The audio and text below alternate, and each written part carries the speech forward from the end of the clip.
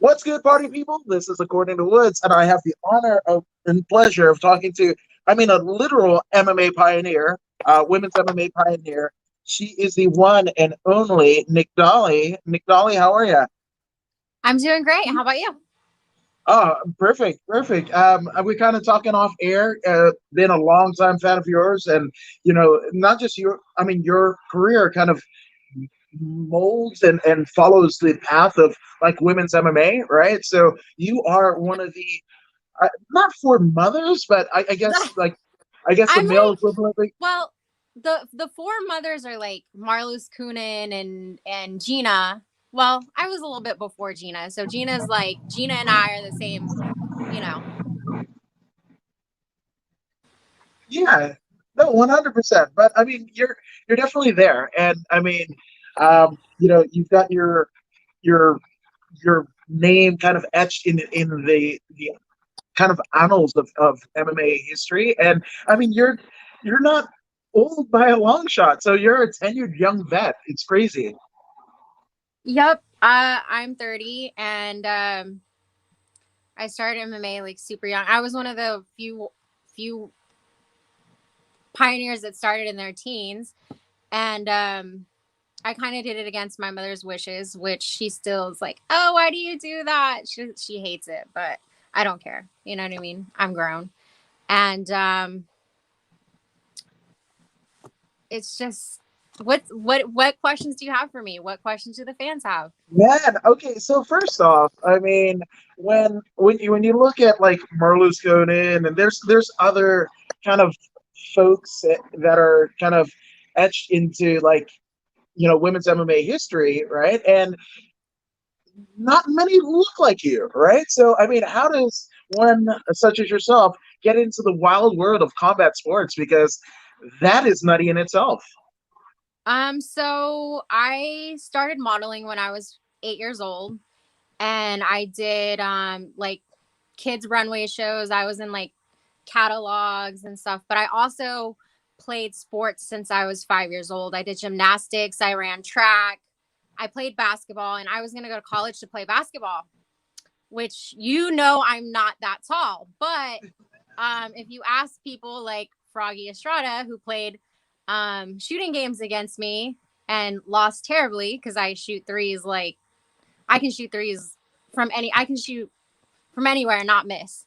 And when I went against Froggy Estrada, I literally could not miss that day. But anyway, that was besides the point. My senior year of high school, I was really unhappy with the team sport format.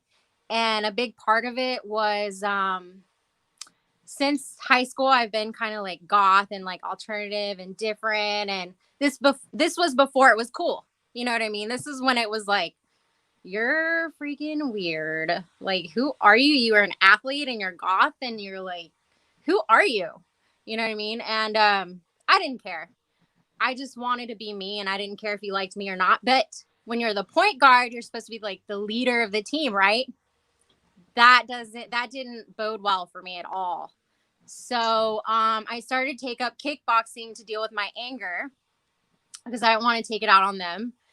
And later, I met my now husband, then boyfriend, who was my coach from the beginning, Travis Calanoc.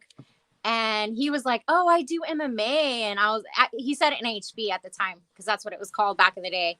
And I was like, "NHB?" He's like, "Yeah, like cage fighting, like UFC." And I was like, I was like, I had no idea what it was at all.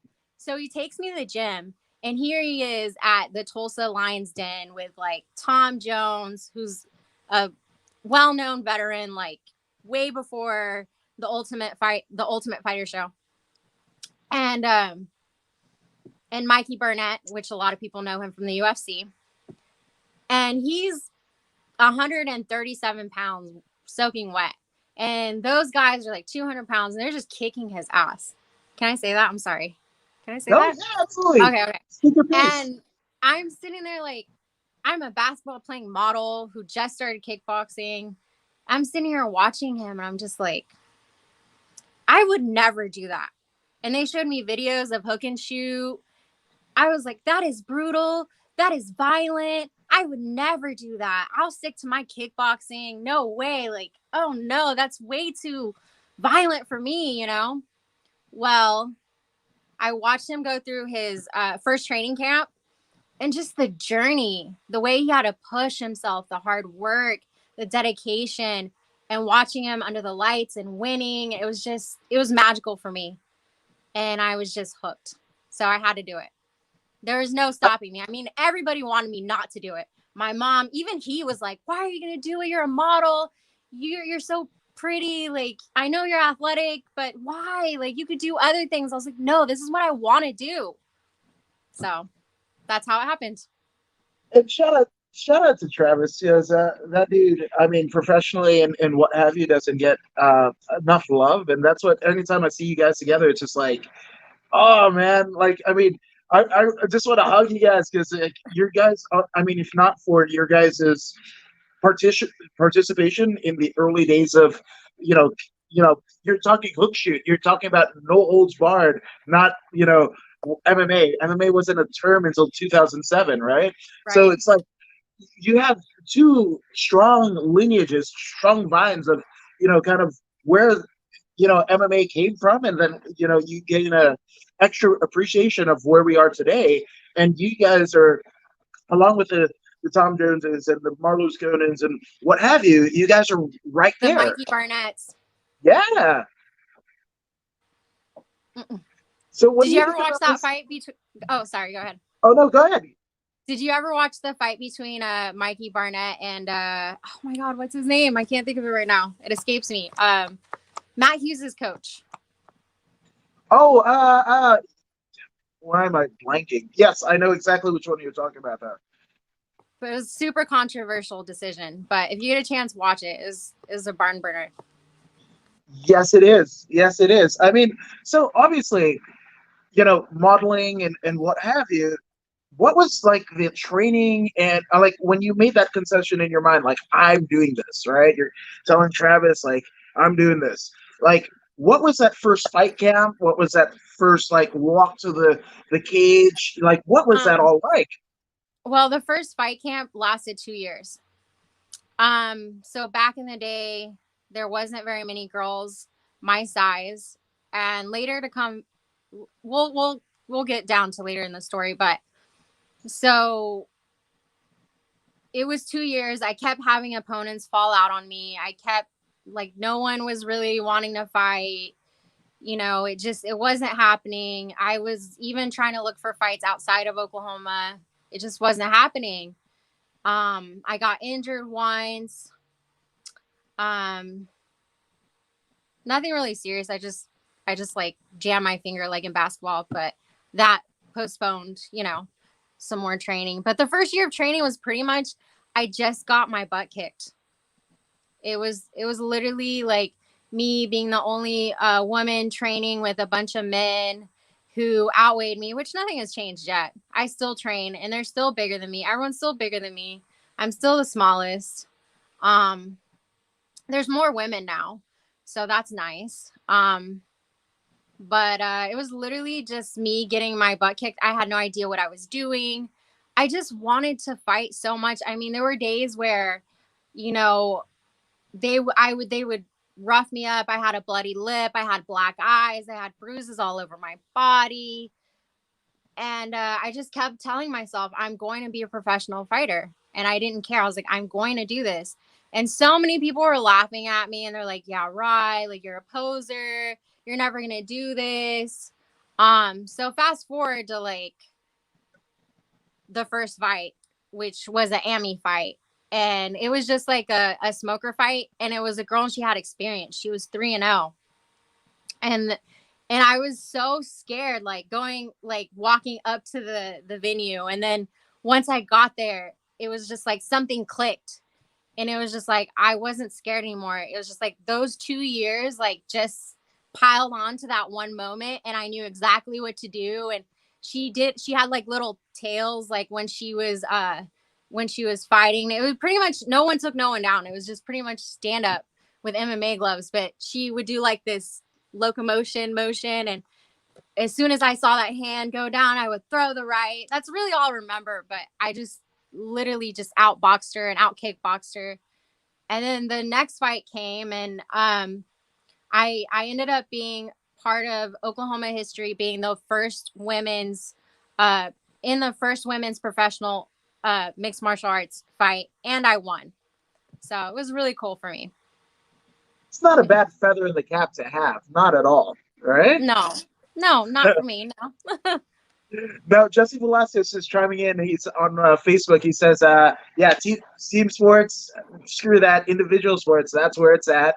And Anthony Aguilera says, "You display the Mamba mentality at its finest." So shout out to that because Oh, thank Kobe's you. birthday. Yeah, so there you go. And you know, Anthony is I mean, a tenured jiu-jitsu vet at all of like Oh, wow. 21 years old. You know, phenom, just a phenom. So Wow. it's cool when Incredible. yeah, absolutely. And so yeah, it's crazy. So obviously that first fight happens, right? Uh, did you incur any damage? Because I mean you're a full time model, right? So like how Um, so no, I didn't. I didn't. I like had a busted lip, but that was it. But I think it was just like I just if you watched any of my fights, I throw a lot of combinations, a lot of punches, and that was even in the beginning I did that. You know what I mean? It was just part of it's that was just me, you know what I mean? So, and then in my first professional fight, um we ended up grabbing each other like Don Fry, and I can't remember what the Asian guy's name is, but they had each other like grabbing each other like this and just like punching each other in pride.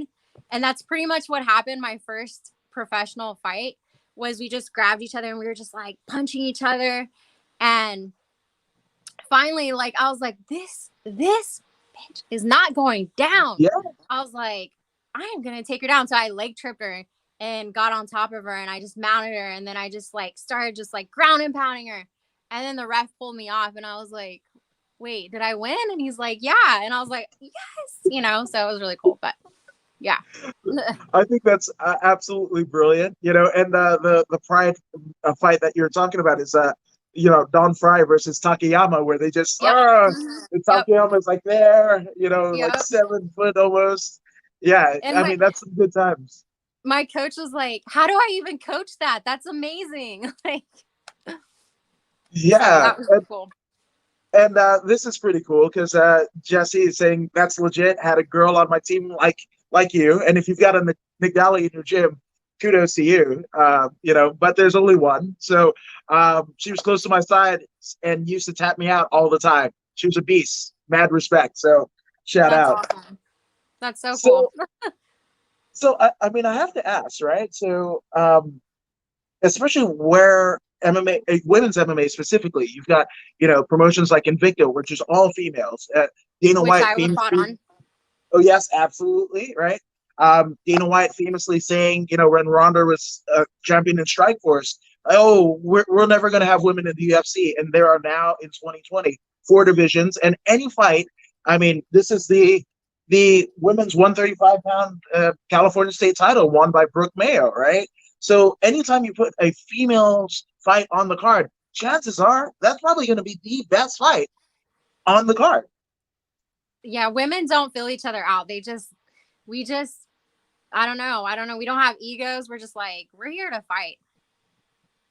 So, Yeah, yeah, and fight you do, you know, and that's the thing. I mean, one of my favorite promotions, and that's how I became, you know, aware of you is, you know, in Invicta, and you can still go on UFC Fight Pass and check those out, and it's just like, it's awesome. It's awesome.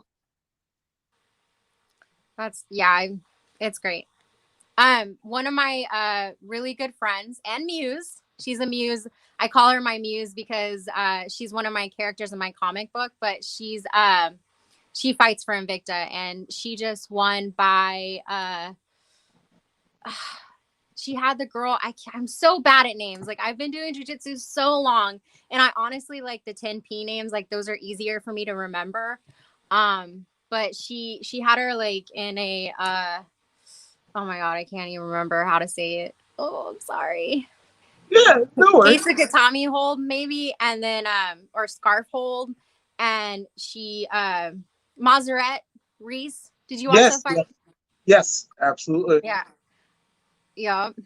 So Well, I think it's funny because you're saying like I can't remember the names, but I mean to anybody that's like a veteran, right? I think I think it was like maybe John Jock Machado on Rogan. He was saying like, bruh, Joe Logan, I I probably forgot more moves than I actually remember. Like, and it's kind of that. Like, you know how to perform the move, you know how to I do. whatever, but just what it's called, it's like you're trying to get it done. To be honest, I make up my own names. There you go. It's probably why I'm a blue belt for 8 years. I'm you're talking to a 6-year white belt, so don't even trip. You're all right. You're all right. Hey, I'm right there with you. 5-year white belt because I had a shitty attitude. I was a shitty white belt. I really like. I thought I don't know.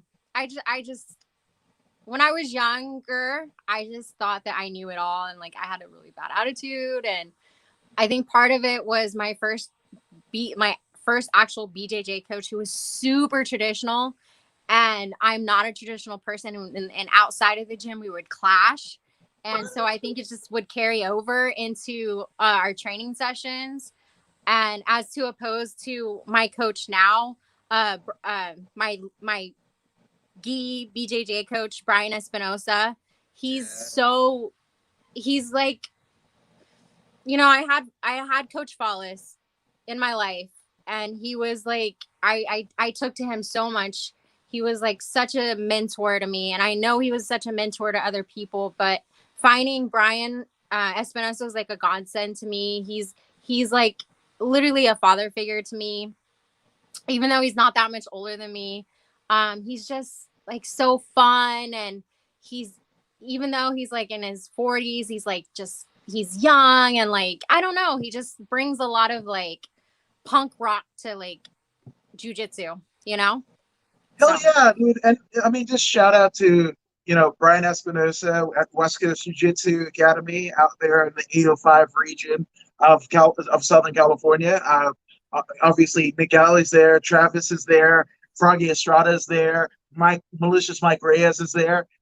He's just, I mean, just a wonderful, wonderful person. And, that's a pretty cool, person to kind of train under and environment to be in. Obviously, during your time at Combate, in an administrative. I mean, you held so many hot at Combate, and you knew Mike Reyes and Froggy really well. So I think it's pretty cool that you guys are now training partners, teammates, and everything. You've cornered a lot of the 805 guys, the West Coast guys, to amateur fights and spar stars and everything like that. And I think that's just a cool little meld. Like all my favorite people are like together, under one roof. yeah, it's just really interesting how that happened. We were just traveling around when I worked for Combate. I was a talent scout, and I did help with the women's matchmaking and some of the men's, but none of their matches, because I'd always be like, no, like I know them, and I don't want to, you know what I mean. Yep. But and I had always wanted to live in California, but I just didn't really want to live in LA or like, other areas. And I don't know, like we just really mesh well with Frog. He's like the little brother I never had. And and then Coach B, like I said, like we're super, super close, tight knit family. And even during quarantine, like we would go to each other's house, just four of us, we would all train, but only four of us. And that was it. And we would go to each other's house and like train in the garage or the living room. Like, we're like, we need this jujitsu. I know so many other people were the same way. And it's just crazy. Like, cause we were going to move to New York. I lived in New York for six months, and Travis, he got a job helping Amanda Serrano, who's a Yeah. boxer transitioning to MMA, and he got a job helping her transition, and it just didn't work out. I hated New York. It's just Nothing against it. It's just I'm a West Coast girl. You know what I mean? I need nature. There's cool things about New York. I wouldn't mind to go back and visit, but I'm a West Coast girl. I love the outdoors. I love Yosemite. I love how there's mountains, there's ocean, there's, everything, And this is I was raised an only child, and this is like the family I've never had. So cuz when Coach Follis died, and I was at Extreme Couture, and so many things happened. Like that was like a family for me, but then so many things happened when he decided to kill himself, and it just wasn't just that. It was just so many things that I had to leave, and Misha left, and everything was just different. So I just couldn't be there anymore. You know. No, So and I love that you mentioned Robert, right? Coach Robert, because he's just, I mean, that was one of the gems to our, you know, a larger MMA community. And you know, I kind of message, Myra, kind of off and on, and just like you're still a part of, just because Robert is gone, like we need to crowd around you. You're still in our community. Like, what's up? Because it's just it. But I mean, it is, when you think about it, right? His short time, in this world, we got to have him. He could have, with the success that he had and the knowledge that he had, he could have, gone to business. He could have gone to whatever other oh sport, yeah, and he he definitely just could have. is. He was a world class coach. You know what I mean? And not just in MMA and life. And he just inspired so many people, and myself included. And I am grateful that I did get to have him, even if it was just for one fight. You know what I mean? And I mean, it was 2 years, but it was one fight. So, and I'm glad that I got to do some things for him. I never really get to talk about it, but he really wanted to see the pyramids in Teotihuacan. And whenever my last fight was in Mexico City, which was the icing on the cake for me, because when I very first started fighting, that's all I wanted was to fight in Mexico City, to go back to where my ancestors, my Aztec ancestors fought, or they were warriors, and just to do that, because when I first started, like you said earlier, women were not going to fight in the UFC, and Dana White did say women belong in the kitchen, they do not belong fighting. And, I was like, fine, fuck you then. I Yeah, won't. You know what I mean? So, which kind of didn't play me in my favor in some things, but oh well, you know, when you're a no, rebel, sometimes it doesn't pay. But, yes, um, but yeah, so we got to do that for him. And it was just having that memory of doing that for him. It was just, he thanked me and Travis. He was just like, thank you so much. I've always wanted to do that. And that just means so much to me even now. yeah, and I mean, it sucks to, obviously the tragedy that unfolded, with him, and but it kind of makes you appreciate everything more, right? Like, I want to do everything, I want to see everything, and that, it's that kind of, spirit that literally inhabits you. Because, I mean, to talk about your MMA career, that's just one facet, one of the many facets that you are, right? I mean, obviously you were a reporter for Combate. Well, At the actually, village. I did an internship for MMA Mania. Oh, really? So yeah, I did an internship for MMA Mania. They flew me to New York. And I they didn't pay me for it, but I didn't care. The opportunity was incredible. So they flew me, they paid for my hotel, and I got to interview a bunch of UFC fighters, which my friend Misha at the time, she was fighting uh for the UFC in Madison Square Garden, and she actually asked me to corner her, which was really really amazing. And on top of like interviewing Aljo, Tim Kennedy, Misha, um, and Rashad Evans. So I got to interview all of them, and that was really cool for me. I didn't really know Aljo at the time, but now I do. Now I watch his career like pretty closely, and I'm pretty proud of how he's doing. And even Rashad Evans, like what he's doing now, like past fighting, you know what I mean? It's just incredible. And Misha, you know what I mean? Everybody, everybody's doing their part to better this world. Absolutely, and I mean, again, so that's crazy. Getting involved with the media side of it, because obviously, it's a completely different skill set than that one of a fighter, right? So, how Right. was that transition for you? I think honestly, I enjoyed it, but I think you need a lot of training. You know what I mean? I read some of the comments and they're like, "Oh, she doesn't seem interested," and I realized that some of my personality like comes out where I'm kind of just like stone all the time, like you know what I mean, like the goth side of me, Woo. like the vampire side of me. I'm just kind of like, and I'm like, that's probably not really good when you're interviewing someone because you want to seem like you're interested and you want to seem like you're engaging and um so I think if I decided to do that, to go down that path again, that I would have to do some training before I went down that path again. But it was great. I mean, I got offered the opportunity. I was like, I'm not going to turn this down.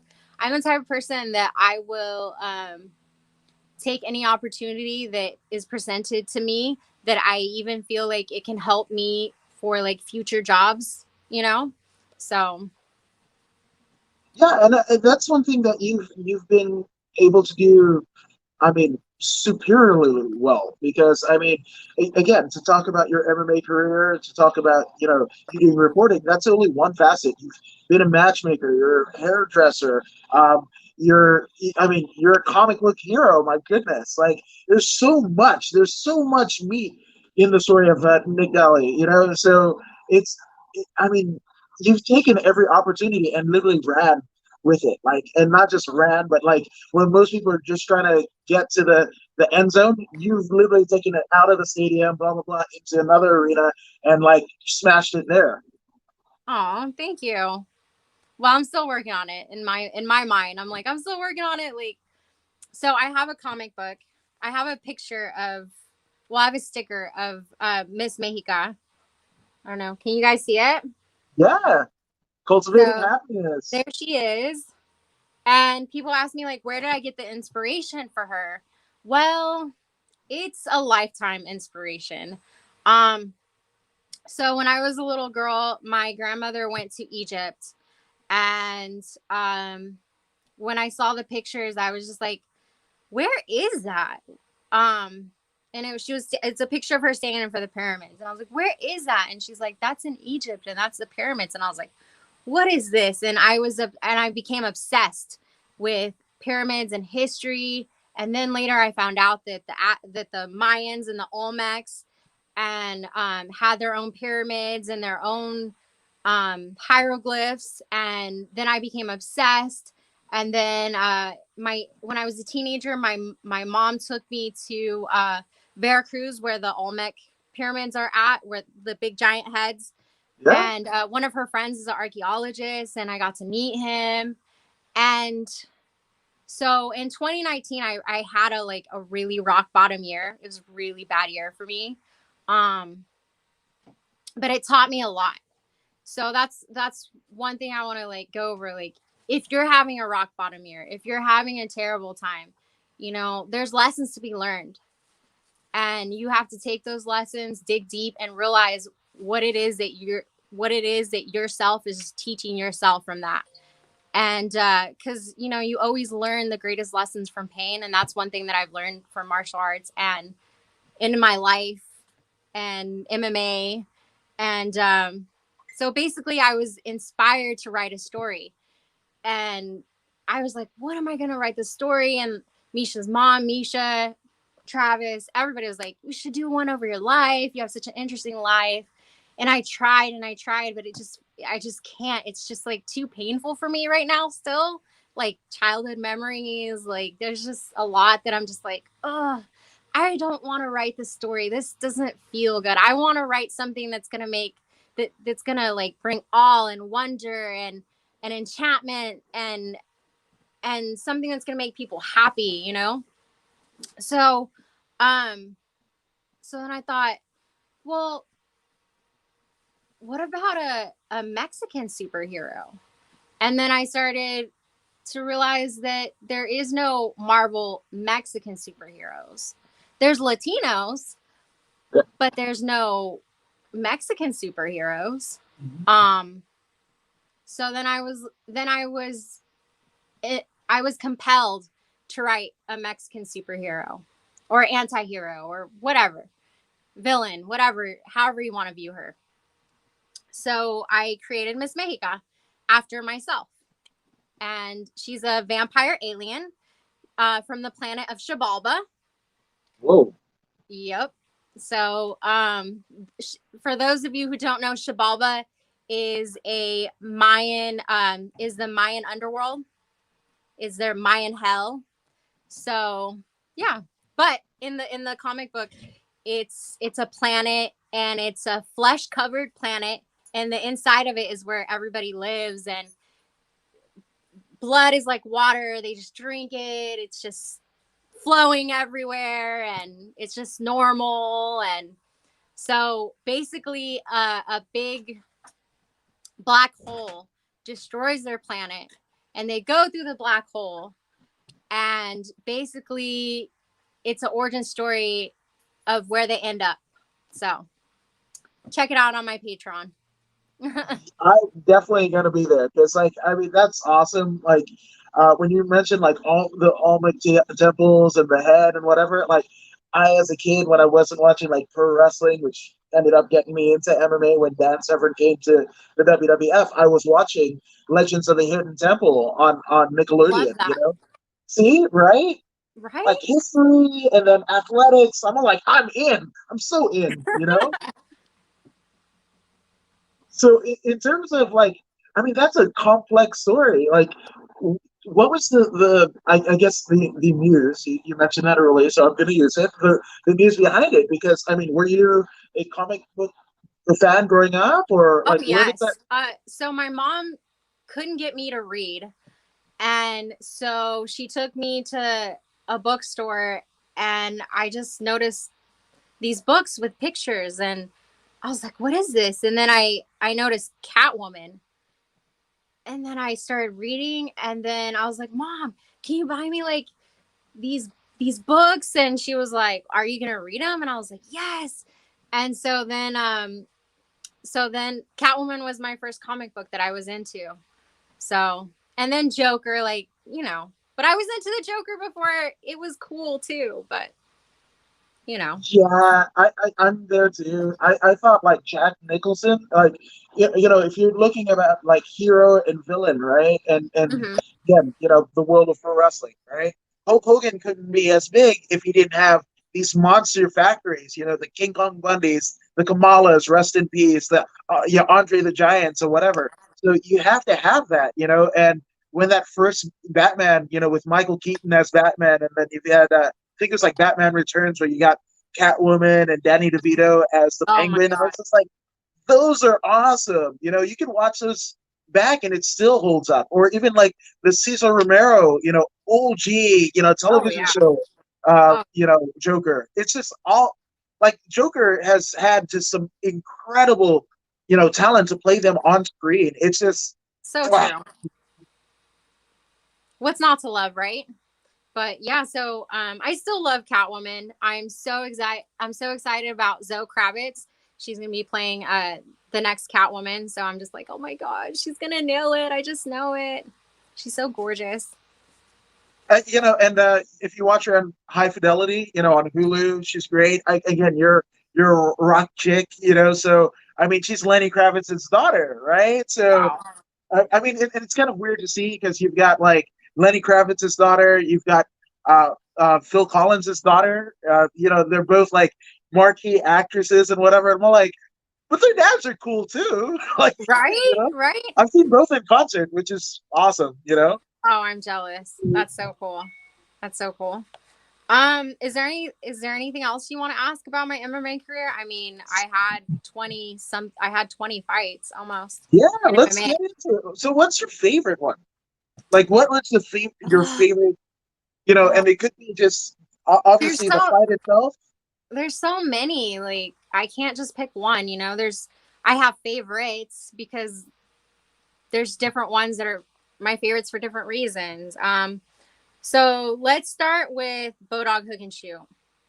So I was 2-0, and I was fighting in a tournament, an all all in one night tournament. So the 125 bracket, which was my bracket, which was at the time the smallest that I could fight was 125, and that's usually what I walk around at. So all these girls are way bigger than me. I didn't care. I'm like a chihuahua. I have severe Napoleon syndrome. I think I'm 6 foot tall.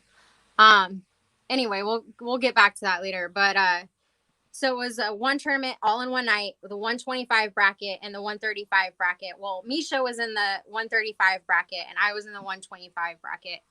And I ended up winning my first fight by KO. So yes, these little hands are here. Um, and again, like it was in the clinch, and I uppercutted my opponent, who sadly was my friend. But there are no friends in MMA when you're in the cage or ring, whatever. It's business. So, and I ended up knocking her out, and I made sure she was okay afterwards. And so I really liked that fight because the training camp for that, I literally just fought like 6 weeks before that. And so it was like, bam, bam. And I was in shape.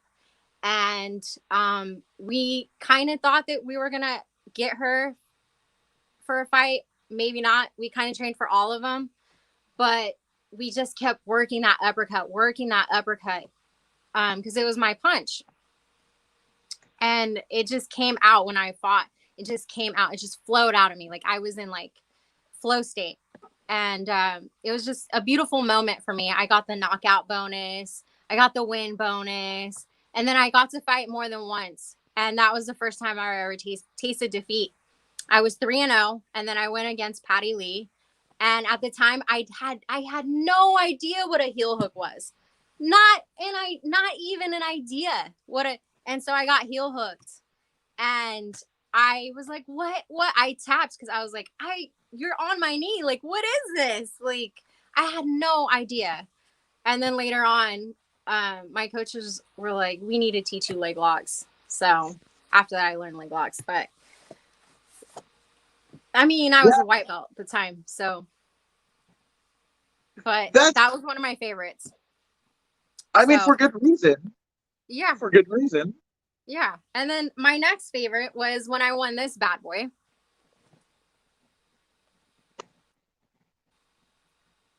That's the freestyle cage fighting championship, ladies and gentlemen. Yes.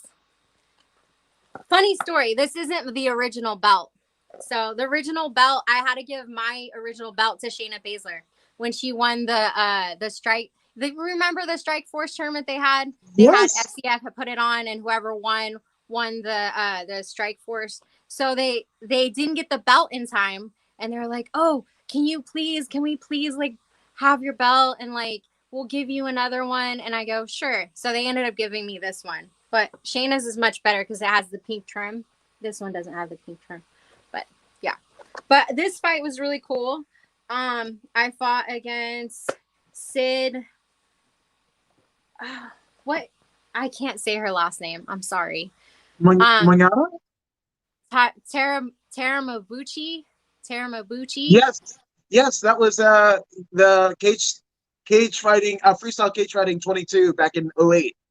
Uh-huh. Yep. So we went to a 3-round war, and it was a war in all facets. It was a war on the ground, it was a war standing. And the funny thing about that fight, and this is why I'm telling you, like, I was a little shit when I was younger. So my coach, Travis, he was like, Nicdali, get the underhook, get the underhook. And I was so like in the moment and so pissed off. I like flipped him off in the middle of the fight. And then yes, exactly. And then he goes, "You better win. You better win." So I ended up winning. But yeah. But yeah. So that's why I said I was a little shit, and that's why I was a white belt forever, because I was such a little I was Little shit. Hey, you yeah. know what? My mom's from Fiji. That's a British Commonwealth. So as a kid, I was affectionately known as "you little shit" because that's just the way they do. So I think it serves you right, you know. And again, you've got the championship gold to prove it. So I think, bam, you win. Just saying. Yeah. But I learned my lesson. I didn't act like that anymore. I was like, like why? You know what I mean?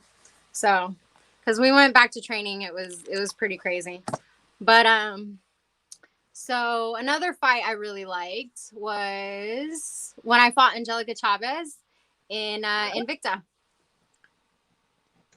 That was a fan favorite. So many people still write me, "Oh my god, I loved your fight. Mini Vitor, Mini Vanderlei. Oh my god, your hands." Like, and don't get me wrong, I still love hearing it. Keep telling me. I like it, even though that was a long time ago. You know what I mean? It was fun. And Yeah, everybody talks about the stare down that me and Felice had. So that was fun for the stare down and the weigh in and the hype. That fight was fun for me, but the actual fight was shitty for me. The first round was but then the second I gassed out, and she won. So, and now she's in the UFC. So good for yeah. her. I'm super Well, proud of her. She's really grown into herself. You know what I mean? yeah, and especially the fact that, I mean, if you're going to take a loss, you got to know, you got to have in your back of your mind, like, man, I got thrown in like the deep end of the water, and I swam, and put on a respectable performance. So, there's no slight, and wins and losses. I mean, yes, they matter to like the fighter, but like a lot of times you find out more in a loss than you do if you won. That's true. Yeah, I fought a lot of the girls that you know fought in the UFC. Felice, Angela Magana. Yeah. You know, I love how you just like, yeah, I fought him next. Like, but I mean, but it's awesome, and you were talking about, the Don Fry Takayama match, you fought in Deep 41, in Tokyo, oh god, right? That's oh gotta be a crazy that memory, right? that.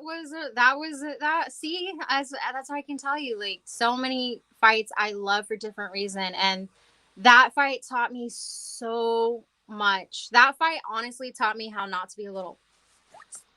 To be Yeah, honest, yeah.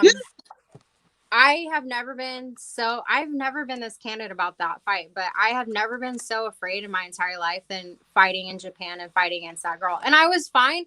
Like, literally, I was fine until weigh-ins, and I realized that anyway, it was just crazy.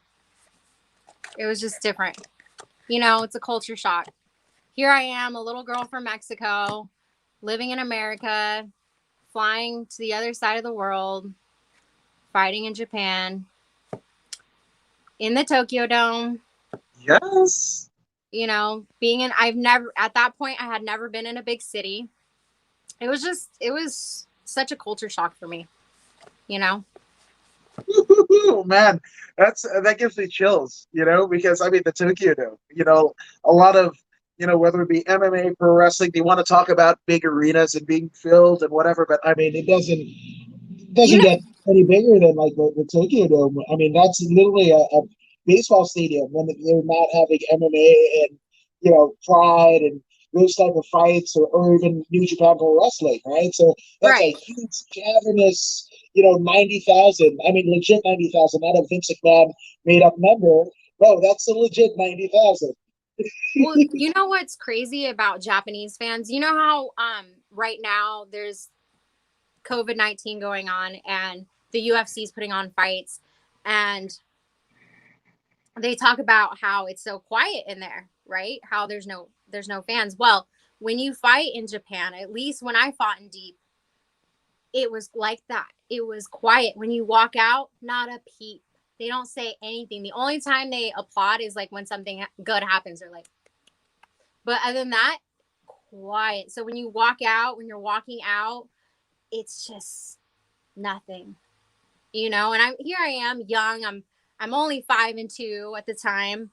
I'm super young, and I'm just walking out and in this huge arena, and it's just so quiet. It's like the I kind of mean, quiet it's that's like deafening. And yes. I'm the type of fighter, or I was the type of fighter that fed off the crowd, you know? And I was like, oh, I don't know. It's just weird, you know? Yeah, and I mean, a lot of people say, both in MMA or pro wrestling, any type of combat sports, it's, when you're a gaijin or a foreign fighter coming over to Japan, it's like there's nothing, and it's like, ooh, when there's an exchange that happens, they're very versed in terms of their understanding of like ground fighting and judo and jiu-jitsu. I mean, it came from Japan, before it hit Brazil, it came from Japan. So they know what they're watching, and unless you do something that kind of pleases them, it will just be like, I mean, you'll hear crickets. Oh yeah, for sure. So, um, what's another favorite of mine? Well, honestly, my last fight, even though a lot of things didn't happen and didn't go my way, and honestly, the fight camp was incredible. I mean, I got sent to Mexico City about 3 weeks before the fight so that I could get acclimated. And it was one of the best experiences of my fight career. Um, I don't know, just walking every day to the gym, walking back, just everything being about the fight camp and just being in Mexico City and the beginning of my fight career. That's all I wanted. It was just, I was living my dream. I was living my best life. So, That's awesome. And what dreams may come. Jesse is saying, fighting in Japan must be awesome. Getting to travel the world for a big fight is a great accomplishment within itself, win, lose, or draw. And that's absolutely true. So I gotta ask, what was it that coaxed you to come back? Because you retired after that. The FCF 51, right? FCF 51, you kind of retired, and then you came back for Combate, right? Actually, you might have been even after the Kiribatara, right? Was it no, Kiribatara? I retired before then, actually. I retired when I fought Jody Estevel. Yeah, That's another one that's in the UFC that I fought that went to decision with. I still feel like I won that fight, but what does that matter now? I retired then. I wasn't happy with a lot of things, and I was going through a really rough time in my life. I actually posted about that today. It was literally living in hell. It was just a really hard time for me. I don't want to elaborate on it. And so I was just like, I can't do this anymore. I have to figure things out. So I decided to retire. Well, then things changed. And then my husband and I decided to move to Vegas. So, and to basically make fighting full time for me. And so that's why I said, through every dark time or every troubled time in your life, there's always brighter days ahead, and there always has been and there always will be. And if you believe that for yourself, it will be true. And so basically what happened was after that fight, I wasn't gonna fight anymore after I fought Jody and Invicta. But I would still train. I'd still go to gym. I mean, I've been doing MMA for a long time, still at that point. And it had just become so part of my life. I had relationships with people in the gym, my friends, my training partners, they're like my brothers. They're like my friends, and um, I just couldn't let that part of my life like just disappear. So I kept training, and then I got a call from Combate saying, we're a new promotion. We wanna basically showcase Latino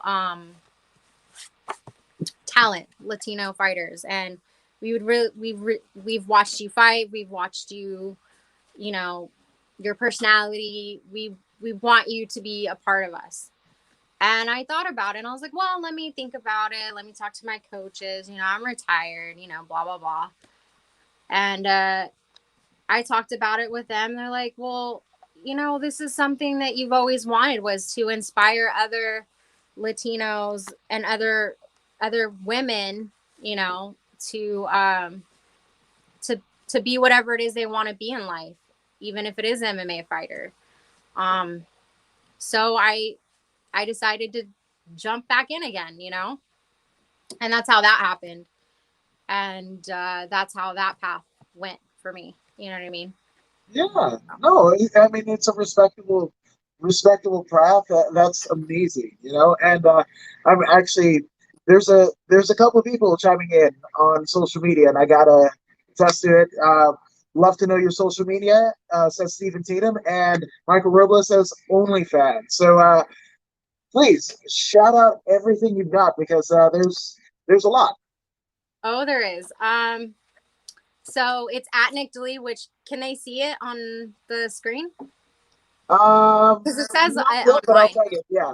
Okay, so it's at Nicdali. It's just my name, and that's for everything. That's for Twitter, Facebook,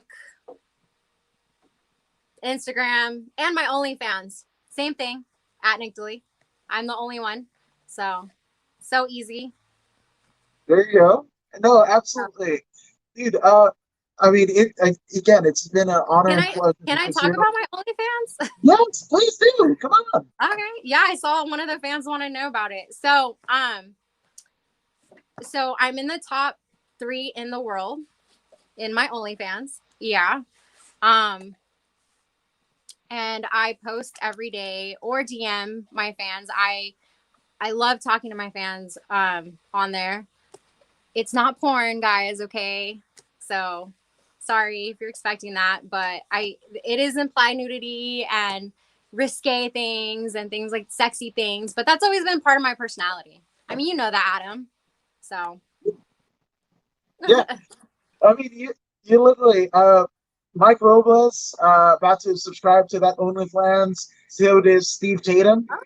So yeah, so make sure you that's say going. hi when you do. Yes, please say and tell them according to what sent you. I mean, just say it. But no, it's I mean, I love that you've done literally like everything, and all of it has been to empower not only yourself but the world at large. And I just thank you because obviously the world is looking grim to a lot of folks right now, but you're kind of a canary in the coal. Not kind of, you are a canary in the coal mine. So I mean, Oh, just thank thank you you. for everything that you've done for the sport. Thank you Thank you so for much. everything that you do for our community. And man, I can't. We gotta do this again sometime. Oh, for sure. I'd love to be on again. Maybe we can get a Absolutely. little bit more detailed about different fights or anything the fans want to know about, or, you know. Yeah, right. And yes, you guys, thank you guys for watching because you guys have been chiming in on all of the comments. We see them all. So thank you guys for chiming in. But for Nicdali, this is According to Woods, and we are out.